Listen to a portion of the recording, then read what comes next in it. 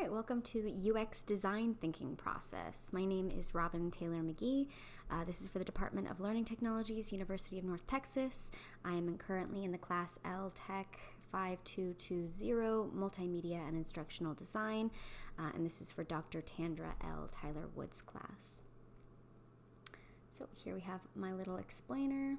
He's walking along, living that life, waving. Hey everyone, welcome to my LTEC 5220 final project. In this video, I'll be walking you through the design steps that take place when creating an app. This is an introduction to UX design. UX stands for user experience. UX design is organized into the model beside me, the UX quadrant model. First, we have experience strategy, interaction design, user research, and information architecture. These quadrants work in tandem in the design process. As you learn the app design, I will refer back to this visual. I will also refer to the design thinking process. The design thinking process occurs in 8 stages. Designers can move around throughout each stage, but for this explanation, I will make things linear. First, we have 1.1 Understand. Understand is about identifying problems and assessing what competitors have already tried, also known as competitive analysis. A designer trying to make an app will download and explore other apps for ideas on how to create a better one. 1.2 Observe. Conversations with potential clients to see what their goals for a specific app are and problems that have gotten in their way in the past. 1.1 and 1.2 comprise the inspiration stage of the design process, and they use user research, which informs experience strategy in the early stages of the design. To illustrate the design thinking process, we're going to develop a vocabulary app and walk through the design thinking process. Keep in mind that effective UX design should keep users at the heart of every design decision. A good app should feel intuitive and enjoyable. So first step, 1.1, Understand. In order to build a successful app, UX designers need to evaluate the apps already on the market. Looking at their positives, negatives, and potential opportunities for improvement will help guide the next successful app in that genre. So I picked the top 3 vocab apps currently on the market. I have Elevate Brain Training, Vocabulary Builder by Magoosh, and Word of the Day English Vocab. And I just broke those down, just like I said, by positives, negatives, and analysis. So let's just quickly look at some of the positives. For Elevate, some of the positives were it was very easy to use, and it was very easy to customize it and make it personal to my learning experience.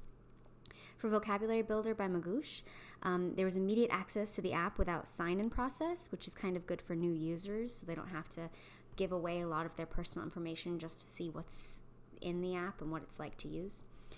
Word of the Day English Vocab. Some of the positives, quick onboarding, and there were dialect options. So I could look at new vocab words in different accents, so it might be easier and more customized to my experience. Some of the negatives of these apps, users were unable to skip the onboarding process, so that can sometimes stop users from continuing to use the app because they feel overwhelmed by questions. Some negatives from Vocabulary Builder by Magoosh, a limited variety of vocab, and a lack of personalization. And then the last app, Word of the Day, some negatives, continuous pop-up screens in the free version. So that can definitely impede the user experience. It's definitely a negative. Overall analysis, just for the 3 apps, lengthy onboarding process is definitely something I want to avoid while I'm developing my app. Useful app, but lacking in user-centered design, so always keeping in mind the user-centered design.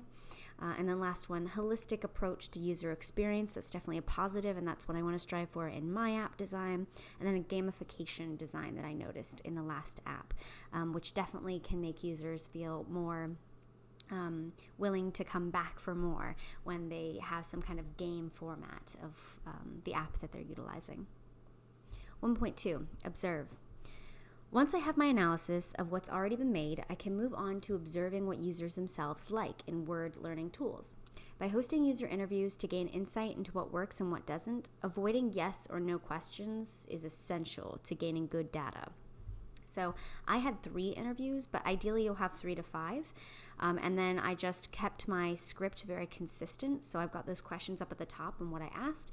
And here were some of the responses. So first question, when was the last time you had to learn a good deal of new vocab? Did you succeed? Why or why not? So see, I'm avoiding yes or no questions, and I can see how each person responded. So we'll just use this question as an example, and then we'll move on. Interviewee 1, their response, the last time I had to learn lots of vocab was for a science cert for teaching. I used a self-made quizzes and tested myself regularly. I passed the exam. Interview 2, their response, I learn new vocab all the time to keep up my training as a nurse. I use Quizlet and make my own study sets. And then interview 3, I learned new vocab for my construction job. I needed to learn stuff very quickly, so I just make my own flashcards and practice on the job. So the questions kind of get to what obstacles there are for users when learning new vocabulary, just so I can assess what absolutely needs to be in the app that I design. Again, this is all about improving the user experience and also competing with what's already available on the market, using that information to make things better. So this is great inspiration for our design. Next, a design will move on to creating a concept of how a new app will work. So 1.3, POV, point of view. Personas help designers understand user goals, demographics, needs, emotions, behaviors, fears, and limitations. A designer will make up generic personas of users to add a human element to the design process. Design is human or user-centered. Next, we move on to 1.4, ideate. Mapping out user flows or card sorts. This is the journey users take through a system when completing tasks and transactions. This is a creative process that allows designers to explore solutions and fuller ranges of ideas. And 1.3 and 1.4 comprise the conceptualization stage of the design process, so actually making a concept of what the app will look like and how it will function. User research and information architecture work in tandem to help designers effectively create online platforms that help users find what they're looking for. So let's look at our app for 1.3, point of view. With the data we've collected, we will now create a key persona. So again, this is just a generic individual who represents the demographic that we're trying to hit. This is an average everyday person who might benefit from the development of our future app. A persona has demographic information, behavioral descriptions, and clearly defined needs and goals. So I just have a stock picture here for the persona we have built, a name, her identity a little bit, a little quote from her. I want to learn Spanish with my daughter, but my schedule is really hectic. Some of her demographic information, her age, her marital status, where she lives, what her occupation is, and the kind of devices that she uses. Her behaviors, things that motivate her, and things that can be touched upon in the app design to help promote better habits. So we can see that she likes learning new things. She's often very busy. That's the kind of schedule that she keeps. She likes structure and rules, and she's an auditory and visual learner. And then needs, what she's looking for in her primary goal, which is to learn Spanish with her daughter. Her needs a way to track progress throughout the learning process, so she needs a way to track her progress. She likes games. They make it easier to learn new content. She also likes visuals to connect to Spanish content, so that her English vocabulary background is connecting to that new information. And then just clearly outlined goals. She wants to learn Spanish in a fun way. She wants to communicate effectively with others in Spanish. She wants to connect with her students who speak that language and connect with her daughter so they can learn something together. And she wants to be able to integrate Spanish in the classroom. So she definitely has a need to look at education-based vocabulary. So there has to be a way to integrate that into the app design in order to meet her needs. So UX design is user-centered, so we will place this fictional persona at the heart of the design process. Taylor's needs and goals will influence the problems we've identified, which exists in other apps, and help us form a hypothesis on how to design something better that would fit her and the demographic she represents. Now on to 1.4, ideate. Now we can start ideation and map out user flows that will guide our app design. This component of the design thinking process is heavily influenced by information architecture. We will create entry points, how to open the app, all the way to the success criteria, what it means to complete a task, to map out how users will interact with the app. This process is called task analysis and user flows. So here I have just my entry point, the first time the user interacts with the app, so they open the application. And then my success criteria, my first task, is to complete a study deck. So in the task analysis, I have step-by-step how a user is going to operate that task. So open the app, view the splash screen. So that's just the screen that has a little bit of information about the app, kind of a quick advertisement of what it is. Then we get to sign in, enter email password, choose a study set, work through exercises, option to retake an exercise if they want to keep practicing, complete an exercise and review results, repeat with other exercises in the deck, and again, another option to retake the exercise. Since this is a vocabulary learning tool, repetition is probably part of that process, so those options need to be available. And then final thing, our success criteria, complete a study deck. So task analysis is first, and then we move on to the actual user flow that we can see on the right. Every little box has an action, a call to action in which a person is doing an actual thing. And we can see through the process that, let's go down to choose exercise, and working through 4 different stations that are within an exercise. Results, they get what their results were, and they have an option to retake. If they were to say yes, they go back to the work through 4 stations. If they say no, it moves them through a different path. And we can see kind of just the thinking that goes into completing a task in the app. Next, we'll be moving on to creating functional and interactive wireframes and prototypes. So we're actually going to create visuals, interactive visuals that will be part of the design of the app. So 1.5, prototype. Visual solutions for steps are designed to create wireframes, initial blueprints of an application. Once sketches have been made, they are prototyped to become interactive and functional. Wireframes are initially very low fidelity, they're hand-drawn and big on the details, and then as the design process continues and more thought goes into what works, what doesn't, they increase in fidelity, and a finished product will be very high fidelity, a lot of digital design and creativity that goes into the overall look of it. For now, we're just trying to get through the mechanics, the functionality of it. And then 1.6, once we have those wireframes drawn and we have prototypes put in place so that buttons are interactive, we can start having users testing the app. So once designers have basic outlines of an app with prototyping, it's time for usability testing. A designer will have users test out the app to check out for good user flows and intuitive functions within. By instructing the user to perform direct tasks, usually about 3 or 5 tasks, designers can test to make sure there are no holes in usability. 1.5 and 1.6 comprise the iteration stage of the design process. Information architecture and interaction design are utilized throughout this process. So let's look at what that looked like for designing a vocab app.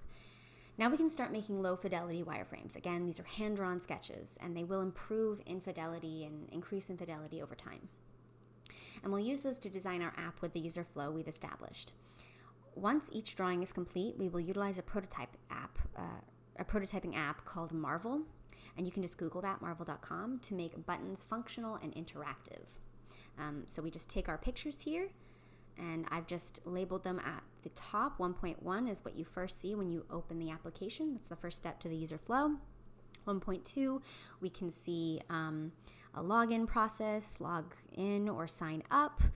And then if we're choosing to log in, there's like a full-on profile on how we can fill in each thing. Little icons there for email and for password. At 1.4, we get to our dashboard, information about what's inside the app, possible functions within it. And then moving on, 1.5, 1.6, 1.7, 1.8, 1.9, we've completed an actual set within a lesson.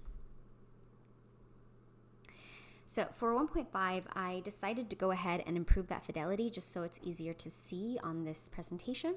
I created a digital design for a cleaner look and prototyped from there. So I used marvel.com, like I mentioned before, to do this, and I just kind of recreated it from my sketches. So our first little wireframe there on the far left, we have vocabulario. I gave the app a name, and just a little tagline underneath, Spanish vocab made easy.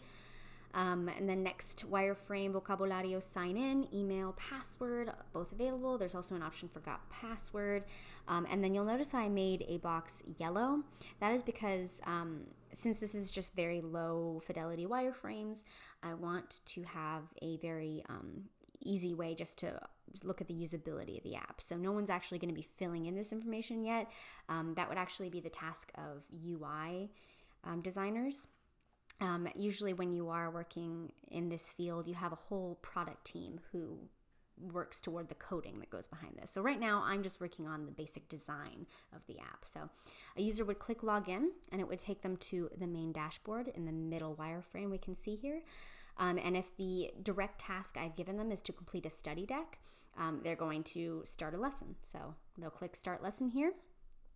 Next wireframe over to the right, we have what it looks like when they're starting to actually interact with a lesson. So directions at the top, they're going to be clicking and dragging each term to the correct picture. Thinking of the user in mind, I remember my user persona believed that connecting pictures or visuals to new vocabulary was helpful, so I've integrated that into this design. Once they've finished that, they'll check. See, I've highlighted the check button or icon at the bottom. That will move on to the next page on the far right. Directions also at the top. Use the provided stems to translate the audio you hear. Check when finished. So they're going to use those vocab words that are listed below and then check. Last part of the lesson is translate Spanish sentence into English. Check when finished. So that's the last portion. They'll check from there, and then they get to that middle wireframe here. Where they can see felicidades, like congrats, good job. One of the 5 lessons is completed. So they'll continue that process until they get through all these different stages: introduction, phrases, food, locations, family, and then they will move on with that last button asking for next level. So through that process, you could see that I've drawn those wireframes, I've even digitized them, and I've also prototyped them. I've made them interactive. So after wireframes and prototyping have been completed, it's time to test our app with real users. Based on users' interactions with the direct tasks they are given, designers can evaluate the usability of the app. Usability is rated on a scale of 0, which equals there's no usability problem, to 4, which is that the usability is just completely catastrophic and the functions are unusable. So an example of that would be going back to our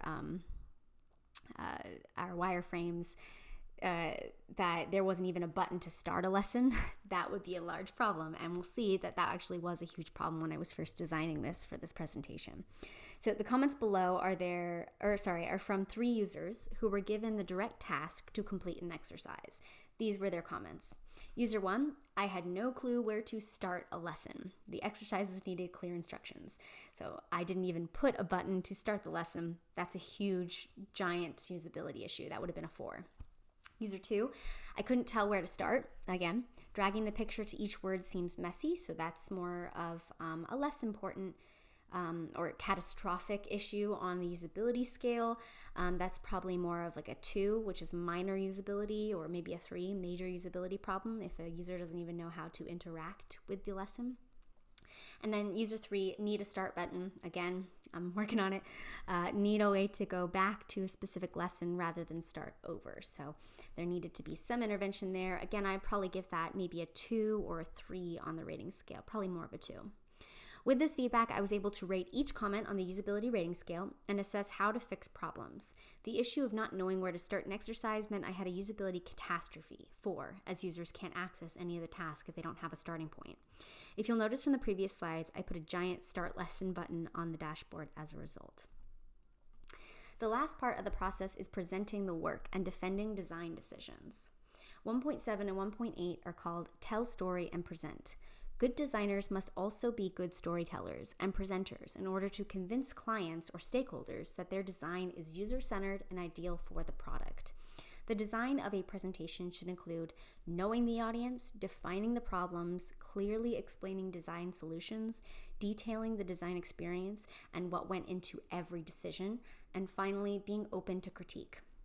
The design process is constantly changing and collaboration from the client is optimal. I mentioned earlier that designers go all throughout this process over and over. Like they go back and forth and all the way forward and all the way back to the beginning. It is not linear. I'm just explaining it that way so that it's easier for a brief introduction to what goes on in the design process. So the final stage of the design process is exposition. Experience strategy, user research, interaction design, and information architecture all serve to outline the story structure. So just to show you a little brief look at what telling the story and what presenting it would look like, I have 1.7 outlined here. UX designers must defend their design decisions in order to effectively sell the product to the stakeholders involved.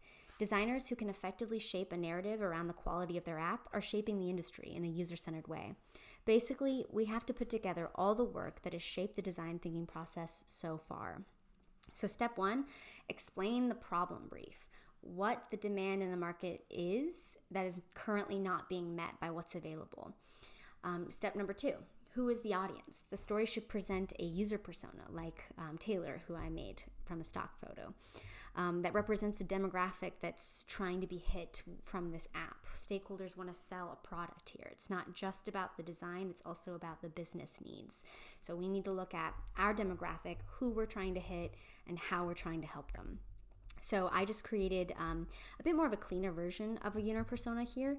Meet Taylor, a little quote from her. I love teaching math, but I really want to better connect with my Spanish-speaking students. Helping them in their home language will really advance their math skills.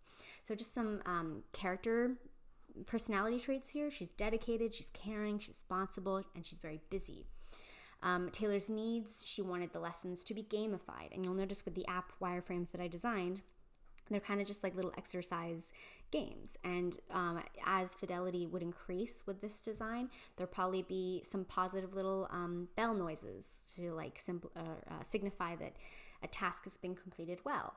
And maybe like a negative sound when you've made a mistake, adding to the gamified format of the games. And then Taylor's goals, she wants to learn to integrate new words into her current job. She wants to study at least 2 lessons per day, and she wants to become more confident using Spanish. You may have noticed in some of the wireframe designs, there was a way to create your own study decks. So that also lends to this demographics want to learn specific words in her field or in her daily life. 1.7, again, telling the story and still presenting. Step 3, what does our persona Taylor need? Taylor needs a game-based learning tool to practice learning Spanish vocabulary. I'm structuring this in a presentation so it's more clear to those who are listening to this presentation how I got to my final product. We will know this to be true when Taylor can effectively use Spanish in her classroom. This is an evaluative statement to illustrate how we'll know the app is actually effective. Step 4, what are the challenges facing this persona in learning new Spanish vocabulary? By listing these, designers can show stakeholders how they plan to preemptively fix barriers to the app's effectiveness and design in a smarter way. For example, games make it easier to want to practice. I hate just writing definitions over and over. This quote communicates the need for gamification within the app. All right, so after that, we're going to start presenting our initial prototypes that were part of this overall story. I show just an initial design here, and then I show comments that my users noted as I was designing and things that needed to be improved. So step 5, designers must show where usability testing went into modifying the app. Users provide the best guidance in user-centered design. So just some of the quotes that we noticed. I like the overall view of the dash.